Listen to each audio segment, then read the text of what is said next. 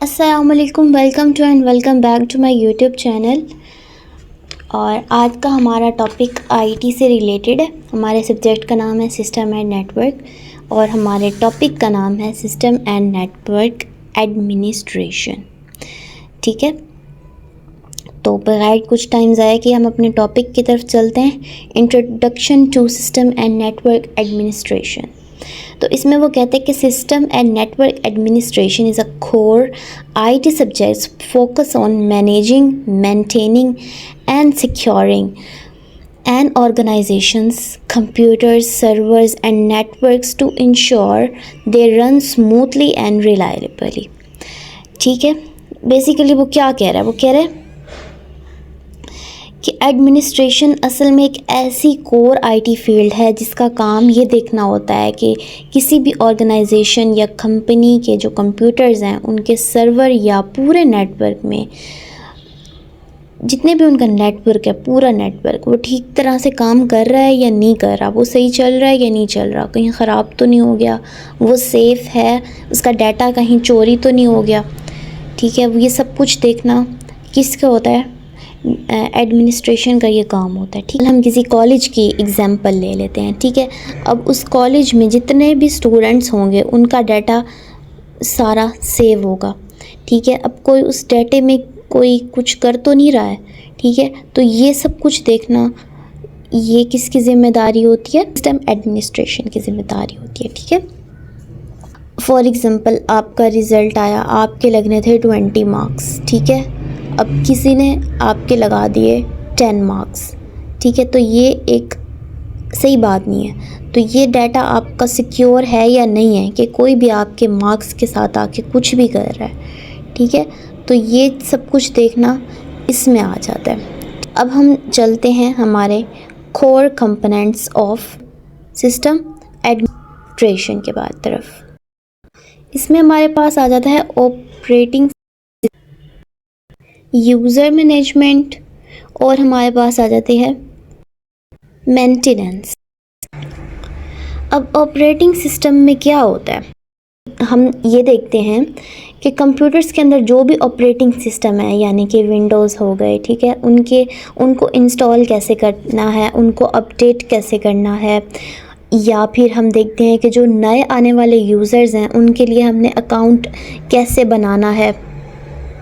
ठीक है, और हम इसमें ये देखते हैं कि उनके अकाउंट्स को सिक्योर कैसे करना है ताकि कोई अनऑथराइज पर्सन ना आ जाए, उसको मिसयूज़ ना कर ले उसके डाटे को, उसकी सारी इंफॉर्मेशन को। तो ये सब इसमें हम देखते हैं ऑपरेटिंग सिस्टम में।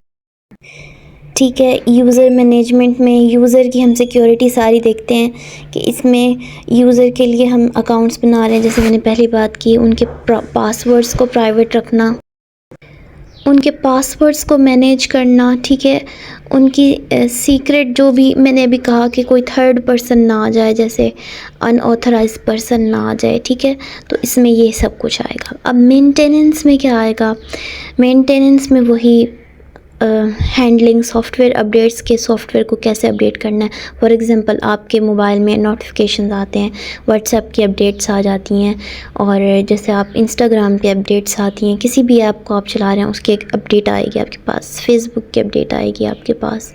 तो इसी तरह से बैकअप्स आते हैं आपके पास, व्हाट्सएप में आपके पास नोटिफिकेशन आती है बैकअप डाटा की। ठीक है, उसमें आ जाता है मंथली करना है, डेली बेस पे करना है या वीकली करना है, इस तरह से आ जाती हैं आपके पास, आपने देखा होगा।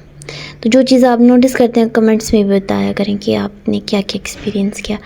अब हम चलते हैं core components of network administration कि इसके कंपोनेंट्स कौन कौन से हैं। इसमें अगर हम कलेक्टिवली बात करें तो इसमें सिंपल वर्ड्स में मैं आपको बताऊं कि नेटवर्क का मतलब है कि सभी कंप्यूटर्स का आपस में जुड़ा होना, जैसे राउटर, स्विचेस और इंटरनेट कनेक्शंस को मैनेज किया जाए ताकि डाटा एक जगह से दूसरी जगह आसानी से और बिना किसी रुकावट के पहुंच सके, ठीक है। इसमें लैंडमैन कनेक्शंस आ जाते हैं और आईपी एड्रेसेस इंक्लूड्स होते हैं, प्रोटोकॉल्स होती हैं, ये सारी होती हैं, किसी भी प्रॉब्लम को फिक्स करना, ठीक है, इश्यूज़ को देखना, और ये सब कुछ आ जाता है। अच्छा, नेक्स्ट हमारा है सिक्योरिटी एंड परफॉर्मेंस मॉनिटरिंग। अब हमारा जो मेन मकसद होता है वो हमारा ये होता है कि हमारा डाटा चोरी ना हो। हमारा सबसे जो इम्पॉर्टेंट हमारा होता है वो हमारा डाटा होता है। आप अपने मोबाइल में पासवर्ड्स लगाते हैं, अपने अकाउंट्स के पासवर्ड लगाते हैं, ताकि कोई भी थर्ड पर्सन उसको लॉगिन ना कर सके या उठा ना सके।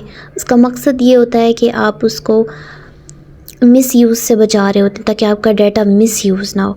तो यहाँ ऐसा ही है सिस्टम एंड नेटवर्क्स में कि हमारी ऐप्स को ज़्यादा से ज़्यादा ये प्रोवाइड करना ज़्यादा पसंद करते हैं कि हम अपने यूज़र्स को ज़्यादा से ज़्यादा सिक्योरिटी प्रोवाइड करें।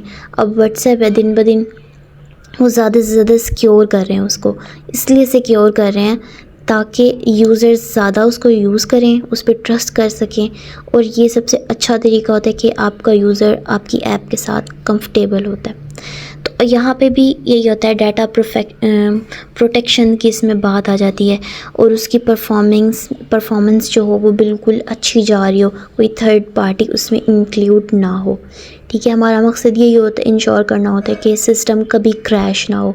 अब फॉर एग्ज़ाम्पल आप कोई वेबसाइट चला रहे हैं, तो अगर खुदा ना खास्ता किसी थर्ड पार्टी ऐप ने उसके ऊपर अटैक किया है, तो वो आपका कोई बहुत इंपॉर्टेंट काम हो रहा है तो वो हो सकता है उसको क्रैश कर दे, ठीक है। इसके लिए हम फेयरवॉल्स यूज़ करते हैं, ठीक है, और सिस्टम की सिक्योरिटी पॉलिसीज़ को करते हैं। अब अगर आपने कभी यूट्यूब का आपने कभी चैनल बनाया तो आप 2 स्टेप वेरिफिकेशन करते हैं। अगर आपने यूट्यूब का चैनल नहीं भी बनाया तो आप व्हाट्सएप पे भी 2 स्टेप वेरिफिकेशन करते हैं। ये इसलिए होता है ताकि आपकी सिक्योरिटी को ज़्यादा से ज़्यादा स्ट्रॉन्ग बनाया जा सके। और ये सारे प्रोटेक्शंस इसलिए की जाती हैं ताकि जो थर्ड पार्टीज़ हैं उनका इन्वॉल्व कम से कम हो। हम इनको फेयरवॉल्स के ज़रिए भी कर सकते हैं। अब अगर खुदा ना खास्ता कोई प्रॉब्लम आ गई है तो उसको कैसे हम ठीक कर सकते हैं, तो उसको भी हम ठीक कर सकते हैं। उसको हम फ़ौरन ट्रबल शूट से भी ठीक कर सकते हैं।